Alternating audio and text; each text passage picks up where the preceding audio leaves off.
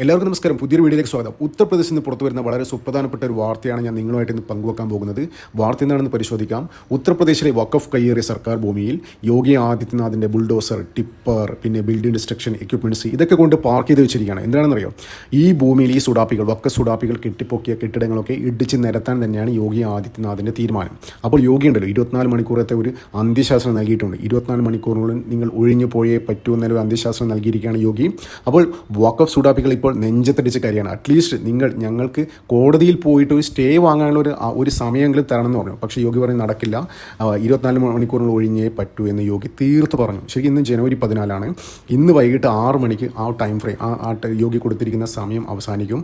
അതിനുശേഷം എന്താണ് സംഭവിക്കുന്നത് നമുക്ക് കണ്ടറിയേണ്ടിയിരിക്കുന്നു. അപ്പോൾ യോഗിയെ പെട്ടെന്ന് ഇത്ര ഒരു കടുത്ത നടപടി എടുക്കാൻ പ്രേരിപ്പിച്ച ഘടകം എന്താണ് എന്ന് നമുക്ക് പരിശോധിക്കാം. ഒരുപാട് കാര്യങ്ങളുണ്ട് കേട്ടോ. അതായത് ഈ വഖഫ് സർക്കാരിനെ യോഗിയെ പ്രകോപിപ്പിച്ച ഒരുപാട് ഫാക്ടേഴ്സ് ഉണ്ട്. പക്ഷേ ഈ വഖഫിനെ തീർത്തേ പറ്റൂ, വഖഫിൻ്റെ കളി അവസാനിപ്പിച്ചേ പറ്റൂ, അവരുടെ അനധികൃതമായ കയ്യേറ്റം ഒഴിപ്പിച്ചേ പറ്റൂ എന്ന് യോഗി തീരുമാനം എടുത്ത ഒരു പ്രധാന സംഭവം എന്നാണ് ഞാൻ പറഞ്ഞത്. കുറച്ച് ദിവസം മുന്നേ വാരണാസിയിലെ ഉദയ് പ്രതാപ് സിംഗ് കോളേജിൻ്റെ 500 ഏക്കർ ഭൂമിയിൽ വഖഫ് സുഡാപ്പികൾ അവകാശവാദം ഉന്നയിച്ചു. അത് എങ്ങനെയാണ് അവർ അവകാശവാദം ഉന്നയിച്ചതെന്ന് ഞാൻ പറഞ്ഞു കേട്ടോ. അപ്പോൾ ഈ കോളേജിൻ്റെ ഭൂമിയോട് ചേർന്ന് ഒരു മുസ്ലിം പള്ളി ഉണ്ടായിരുന്നു. ഈ കോളേജ് മതിലിൻ്റെ വെളിയിലായിട്ട് ഒരു മുസ്ലിം പള്ളി ഉണ്ടായിരുന്നു. അപ്പോൾ ഈ കോളേജിൻ്റെ മതിലിനോട് ചേർന്ന് അവിടെ ഒരു ഖബർസ്ഥാനം ഉണ്ടായിരുന്നു. ഈ പള്ളിയുമായി ബന്ധപ്പെട്ട ഒരു ഖബർസ്ഥാനം ഉണ്ടായിരുന്നു കേട്ടോ. അപ്പോൾ ഈ വഖഫ് നിയമത്തിൽ ഒരു ക്ലോസ് ഉണ്ട്. ഈ ഖബർസ്ഥാനോട് ചേർന്നിരിക്കുന്ന അപ്പുറത്തുള്ള സ്ഥലം എത്ര ഏക്കർ വേണം, അത് പരിധിയൊന്നുമില്ല കേട്ടോ. എത്ര ഏക്കറിൽ വേണമെങ്കിലും വഖഫിന് അവകാശവാദം ഉന്നയിക്കാം. അതുകൊണ്ടാണ് ഉദയ് പ്രതാപ് സിംഗ് കോളേജിൻ്റെ 500 ഏക്കർ ഭൂമിയിൽ ഈ വഖഫ് സുഡാപ്പികൾ അവകാശവാദം ഉന്നയിച്ചത്. അതിനുശേഷം കോളേജ് അധികൃതർ യോഗി ആദിത്യനാഥിനെ നേരിട്ട് അറിയിക്കുകയും അപ്പോൾ യോഗി ഒരു ഉത്തരവിറക്കി. ഇനി ഉത്തർപ്രദേശിലെ വഖഫിൻ്റെ എല്ലാ ഭൂമിയും അളന്ന് തിട്ടപ്പെടുത്തി അതിൻ്റെ ഡീറ്റെയിൽസ് 30 ദിവസത്തിനുള്ളിൽ എൻ്റെ ടേബിളിൽ എത്തണമെന്ന് അന്ന് പറഞ്ഞത് 2 മാസം മുന്നേ പറഞ്ഞ കാര്യമായിട്ട് യോഗി. അപ്പോൾ ഇപ്പം യോഗിയുടെ കയ്യിൽ എല്ലാ ഡീറ്റെയിൽസും വഖഫിൻ്റെ വഖഫ് കൈവശം വെച്ചിരിക്കുന്നു. അവർ അനധികൃതമായി കയ്യേറി ഭൂമിയുടെ എല്ലാ ഡീറ്റെയിൽസും ഉത്തർപ്രദേശിലെ എല്ലാ ജില്ലാ തഹസിൽദാർമാരും അവർ പഠിച്ച് അതിൻ്റെ റിപ്പോർട്ട് യോഗിയുടെ ടേബിളിൽ എത്തിക്കഴിഞ്ഞു. അപ്പോൾ യോഗി നടപടി എടുക്കാൻ തുടങ്ങി. അന്ന് തന്നെ പറഞ്ഞിട്ടുണ്ടായിരുന്നു, ഞങ്ങൾ തന്നെ പല വീഡിയോയിലും പറഞ്ഞിട്ടുണ്ടായിരുന്നു, യോഗി ഈ കുംഭമേളയ്ക്ക് ശേഷം ഒരു ആക്ഷൻ എടുക്കുന്നു. പക്ഷേ കുംഭമേള കഴിയാൻ നിന്നില്ല. അതിന് മുന്നേ യോഗി തുടങ്ങി. മിക്കവാറും കുംഭമേള കഴിയുമ്പോൾ യുവമാരെ വഖഫിൻ്റെ കട പൂട്ടാനാണ് സാധ്യത. അപ്പോൾ അതാണ് തുടക്കം കുറിച്ച സംഭവം അതാണ് കേട്ടോ. അതിനുശേഷം ഇവർ നിരന്തരം ഇങ്ങനെ പ്രകോപിപ്പിച്ചു. ഇപ്പം കുംഭമേള തടയും, കുംഭമേള മാറ്റിവെക്കണമെന്ന് പറഞ്ഞ് ഈ വഖഫ് ബോർഡ് തന്നെ യോഗിക്ക് തന്നെ കത്തയച്ചു. ഒന്ന് ആലോചിച്ച് നോക്കി, ഈ കുംഭമേള നടക്കുന്ന പ്രയാഗ്രാജ് ഇതൊക്കെ വഖഫിൻ്റേതാണെന്ന് പറഞ്ഞ് ഈ വഖഫ് സുഡാപ്പികൾ തന്നെ യോഗിക്ക് കത്തയച്ചു. അപ്പോൾ യോഗി പറഞ്ഞു, വഖഫ് എന്നൊക്കെ പറഞ്ഞ് ഇങ്ങോട്ട് വന്നു കഴിഞ്ഞാൽ അടിച്ച് മുട്ടുകാലൊടിക്കും, നിങ്ങളുടെ കയ്യേറിയ ഭൂമിയെല്ലാം സർക്കാർ ഉടനെ പിടിച്ചെടുക്കുന്നില്ലേ ഒരു മെസ്സേജ് അന്നേ യോഗി കൊടുത്തിരുന്നു. പക്ഷേ അത് കുംഭമേള കഴിഞ്ഞതിന് ശേഷം മാത്രമേ നടക്കൂ എന്നാണ് എല്ലാവരും വിചാരിച്ചത്. പക്ഷേ കുംഭമേളക്ക് മുന്നേ തന്നെ ഇപ്പോൾ കുംഭമേള അവസാനിക്കുന്നതിന് മുന്നേ യുവമാരെ കട പൂട്ടാനാണ് സാധ്യത. ഇപ്പോൾ സമ്പലിലേക്ക് നോക്കിക്കോ.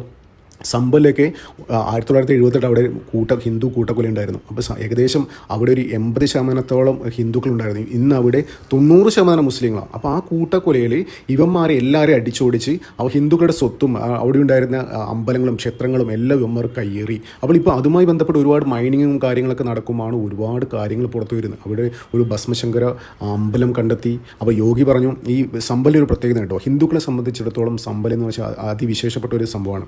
അപ്പോൾ പുരാണത്തിലൊക്കെ പറയുന്നുണ്ട്, വിഷ്ണുവിൻ്റെ അവതാരമായ കൽക്കി, 10ാമത്തെ അവതാരമായ കൽക്കി അവതാരം കൊള്ളുന്നത് സമ്പലിലായിരിക്കും എന്ന് പറയുന്നത്. അപ്പോൾ അതൊക്കെ കൊണ്ടാണ് യോഗി ആദിത്യനാഥ് എന്ന് പറയുന്നത് ഇതിപ്പോൾ തിരിച്ച് പിടിച്ചേ പറ്റൂ, സമ്പൽ എന്തായാലും പിടിച്ചേ പറ്റൂ, ഇത് ഹിന്ദുക്കളുടെ അഭിമാന പോരാട്ടമാണെന്ന രീതിയിൽ പറഞ്ഞിരിക്കുന്നത്. അപ്പോൾ സമ്പലിലും ഇങ്ങനെ ഒരുപാട് വഖഫിൻ്റെ ഭൂമിയാണെന്ന് പറഞ്ഞ് ഇങ്ങനെ നടക്കുന്നുണ്ട്. അപ്പോൾ ഇവന്മാരെ മെയിൻ പരിപാടി എന്ന് പറയുന്നത്, ഏതെങ്കിലും ഒരു പള്ളി ഉണ്ടെങ്കിൽ ഈ പള്ളിയുമായി കേന്ദ്രീകരിച്ച് പള്ളിയുടെ ചുറ്റും ഭൂമികളൊക്കെ വഖഫാണെന്ന് പറയാനാണ് ഇവന്മാരുടെ പരിപാടി. അപ്പോൾ അത് വഖഫാണെന്ന് വഖഫ് ഏറ്റെടുക്കുകയും അവിടെ ഒരുപാട് ബിൽഡിങ്ങുകൾ പണിയുകയും ആ ബിൽഡിങ് വാടക കൊടുത്ത് ഇവന്മാർ കോടികളാണ് അവിടുന്ന് റവന്യൂ കിട്ടുന്നത്, വാടക ഇനത്തിൽ തന്നെ കിട്ടുന്നത്. കഴിഞ്ഞ ദിവസം ഞാൻ തന്നെ ഒരു വീഡിയോ പറഞ്ഞിട്ടുണ്ടായിരുന്നു. ഈ വഖഫിൻ്റെ ഡീറ്റെയിൽസ് എല്ലാം അന്വേഷിച്ചപ്പോൾ എൻഫോഴ്സ്മെൻറ്റിന് ഒരു കാര്യം മനസ്സിലായി. എൻഫോഴ്സ്മെൻറ്റ് ഒരു നോട്ടീസ് കൊടുത്തപ്പോൾ വഖഫിൻ്റെ റവന്യൂ എത്രയാണ് അവർക്ക് കിട്ടിക്കൊണ്ടിരിക്കുന്ന വരുമാനത്തിൻ്റെ സ്രോതസ്സൊന്ന് വരുമാനത്തിൻ്റെ ഡീറ്റെയിൽസ് പറയാൻ പറഞ്ഞപ്പോൾ ആദ്യം അവർ പറഞ്ഞത്, അതായത് ഈ ED നോട്ടീസ് കൊടുക്കുന്നതിന് മുന്നേ അവർ പറഞ്ഞത് 100 കോടി മാത്രമാണ് നമുക്ക് ഇന്ത്യയിൽ നിന്ന് വഖഫിന് വരുമാനം ഉള്ളതെന്ന് പറഞ്ഞു. അപ്പോൾ ED നോട്ടീസ് കൊടുത്തതിന് ശേഷം അവർ എന്നോട് പറഞ്ഞു അത് 200 കോടിയാണെന്ന് പറഞ്ഞു. ശരിക്കും അങ്ങനെയല്ല. ശരിക്കും ഇവർക്ക് ഏകദേശം 10,000 തൊട്ട് 20,000 കോടിയുടെ അടുത്ത് റവന്യൂ ഉണ്ട് ഇന്ത്യയിൽ. ഹൈദരാബാദിലൊക്കെ ഉണ്ടല്ലോ, ഈ ഒവൈസിയുടെ ഫാമിലിയാണ് അവിടെ 2000 ഏക്കർ ഭൂമി കണ്ണായ സ്ഥലത്ത് ഈ ഒവൈസിയുടെ ഫാമിലിയാണ് നിയന്ത്രിക്കുന്നത്. ഈ വഖഫിൻ്റേതെന്ന് പറഞ്ഞ് ഈ ഒവൈസിയുടെ ഫാമിലി നിയന്ത്രിക്കുന്നത്. അവർക്ക് കിട്ടുന്ന വരുമാനം എന്താണെന്ന് അറിയോ? ഹൈദരാബാദിലെ സിറ്റിയിലെ കണ്ണായ സ്ഥലത്ത് അവർക്ക് ഇപ്പോഴും കെട്ടിടത്തെ വാടക ഇനത്തിൽ നിന്ന് തന്നെ കോടികൾ കിട്ടുന്നുണ്ട്. ശരിക്കും വഖഫ് എന്ന് പറഞ്ഞ സംഭവം എന്ന് വെച്ചാൽ 200 ആൾക്കാർ ഹാൻഡിൽ ചെയ്യുന്ന ഇതാണ്. അവർക്ക് ഈ ഇന്ത്യയിലെ മൊത്തം മുസ്ലിങ്ങളുടെ മൊത്തം ചാർജൊന്നുമില്ല. അവർക്ക് 200 പേര് ഹാൻഡിൽ ചെയ്യുന്ന ഒരു സാധനമാണ്. അവർ അതിനെന്ത് വലിയ സംഭവമായിട്ട് കൊണ്ടുനടക്കുക. ഇത്തരം ഭൂമികളിൽ നിന്ന് കിട്ടുന്ന വാടക ഇത് ഇവർക്ക് ഒരു വിഭാഗം ആൾക്കാർ കൈയടക്കുന്നു. അതിൽ തീവ്ര സ്വഭാവമുള്ള ആൾക്കാരുണ്ട്. അപ്പോൾ ഇന്ത്യയിൽ തീവ്രവാദ പ്രവർത്തനത്തിനും ഈ മതപരിവർത്തനത്തിനും ഒക്കെ ഉപയോഗിക്കുന്ന ഫണ്ട് ഇതിൽ നിന്നൊക്കെ വരുന്നതാണ്, ഒരു സംശയമില്ല. അതൊക്കെ നരേന്ദ്രമോദി സർക്കാർ മുന്നിൽ കണ്ടിട്ടാണ് ഈ വഖഫിനെ പൂട്ടാൻ തീരുമാനിക്കുന്നത്. അപ്പോൾ ഉത്തർപ്രദേശിൽ നിന്ന് ഇപ്പോൾ പുറത്തു വരുന്ന വാർത്ത പ്രകാരം അതായത് ഈ പള്ളി കേന്ദ്രീകരിച്ച് കയ്യേറിയിരിക്കുന്ന ഭൂമിയിൽ യോഗി ആദിത്യനാഥ് ബുൾഡോസർ കൊണ്ടുവച്ചിരിക്കുകയാണ്. ഇന്ന് അതിൻ്റെ സമയപരിധി അവസാനിക്കും. അതിനുശേഷം ഇതൊക്കെ ഇടിച്ച് നിരത്താൻ തന്നെയാണ് പരിപാടി.